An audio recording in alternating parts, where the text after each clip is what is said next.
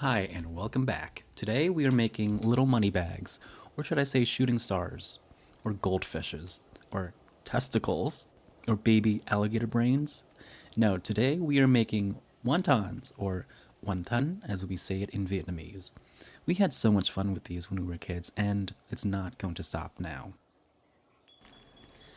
There's also the chewy noodles, the crullers hanging off the side of the bowl, sopping up the broth, the aromatic fried garlic and shallots, and freshly ground black pepper, the refreshing chives and Daikon chili pickle, and of course the iconic lettuce leaf, as the Vietnamese will do.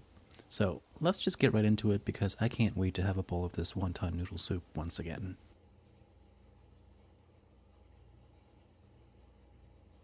Okay, but before we do anything, we have to get out the wrappers to thaw for about a half an hour to 45 minutes until they're soft and can separate from each other.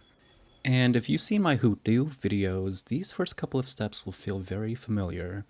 But as with a lot of soup noodles recipes, we're going to start by making a Daikon chili pickle.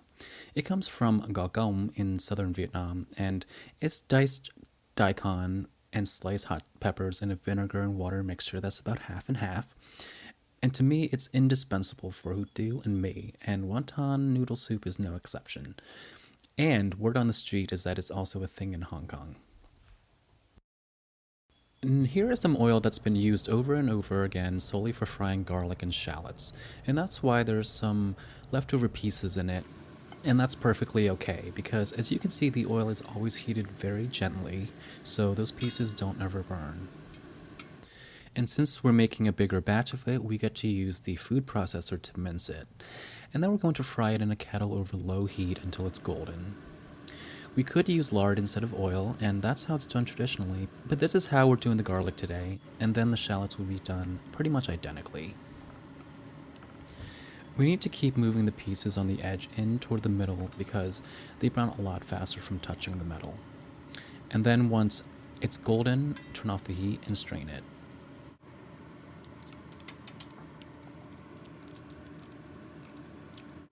Strain it through a sieve lined with some paper towels into a container that is deep enough to hold all of the oil without it touching the bottom of the sieve.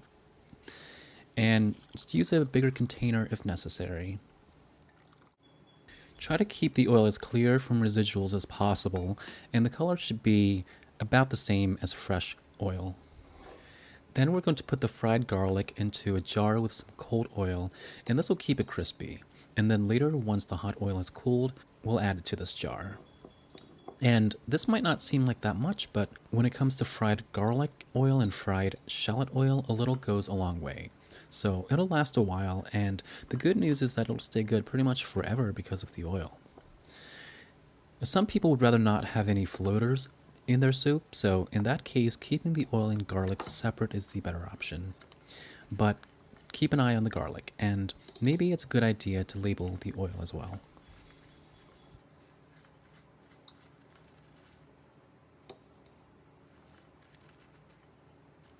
And now let's put together the filling. We need about a pound of ground pork, and then add 1 clove of minced garlic and the same amount in minced shallots.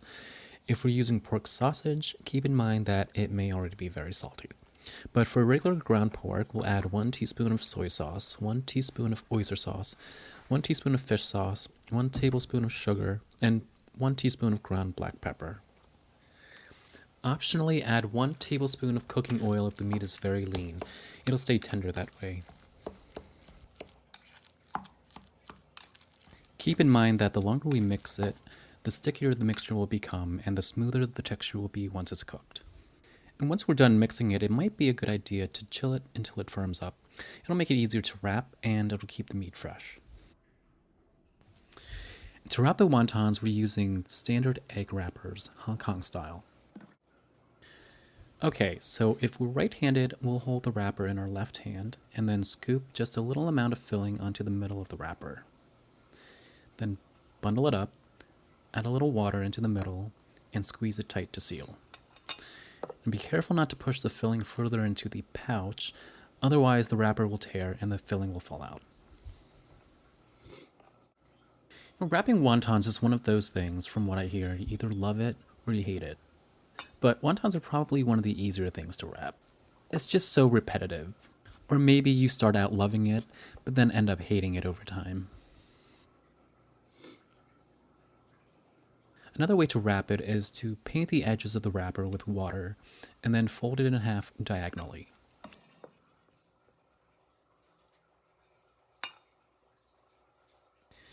Make sure it's sealed and then fold in the two sides with pleating.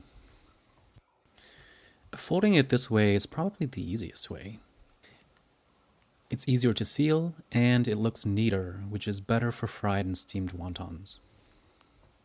With that being said, these don't have to be perfect since they're going to be boiled. And however many we make really depends on how much filling we use.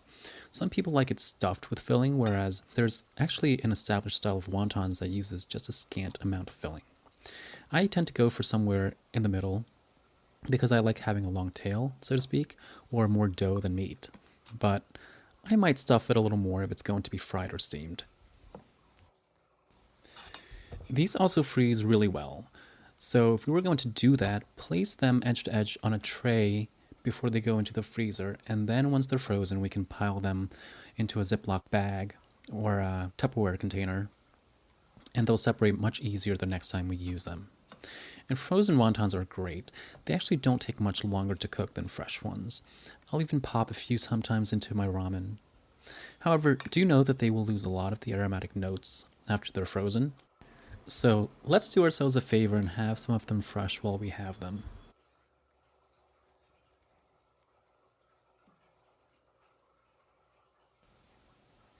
And on that note, let's heat up the chicken broth we made yesterday. It's been filtered so it's nice and clear and has virtually no fat. Let's also add some fresh ginger since it didn't have any to begin with, and then we'll fish it out after about 10 minutes. We're also going to season it with some fish sauce. A lot of times, it's a good idea to add some fresh ingredients if the broth is a little older or if it's store-bought.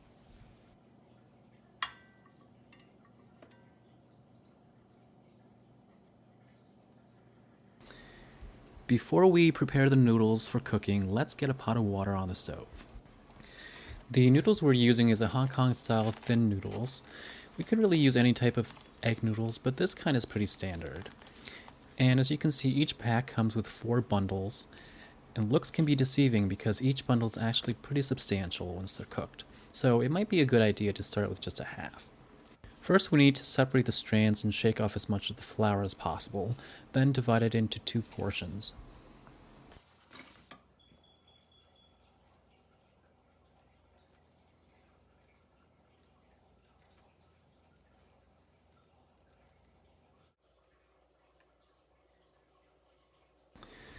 And make sure the pot of water is boiling before moving on to the next step.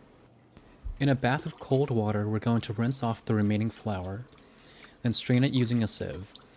It'll look pretty clumpy as though it's about to melt back into a ball of dough, but don't worry, as long as we submerge it in boiling water right away, we should be fine. Then we're going to cook it literally for 15 seconds for chewy noodles. Now in the same pot of water, we're going to cook the wontons. Move them around so they don't get stuck to the bottom. And we really should cook the noodles before the wontons because the wontons are still coated with a lot of flour. I mean, it's really not that big of a deal if we're going to use a big pot of water like the restaurants and street vendors do. I mean, a person could probably fit inside one of those things. But cooking at home is a little different. But we should have at least enough water for the wontons to float. And fresh wontons should start floating after about 2 minutes. Frozen wontons will take about 3. But once they're floating, give them about another minute or so until the skin is tightly wrapped around the filling. And they're looking kind of like little brains. And then, how many of them do you want? Normally we would get 4 or 5 of them in a bowl of noodles, but it could be 6 or 7, or how about 8 since we're having this at home. And look how we can still scoop them all up at the same time.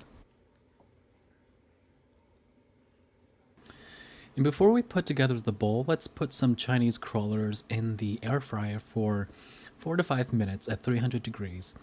And this is just a classic and fun side to have. And honestly, even if I could have all the wontons I ever wanted, I would still want some crullers to dip in the broth. Speaking of which, let's fill our bowl with our golden homemade chicken broth.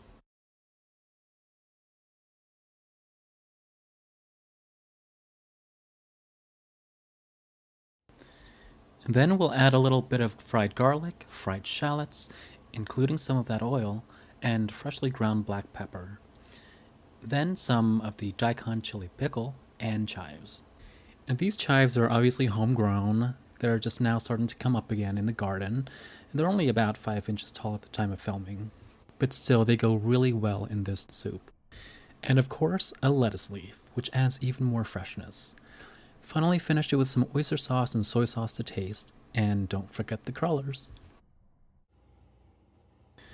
I really hope you try this recipe and that you have as much fun with it as I've had. And please like, comment, subscribe, and share. And see you next time.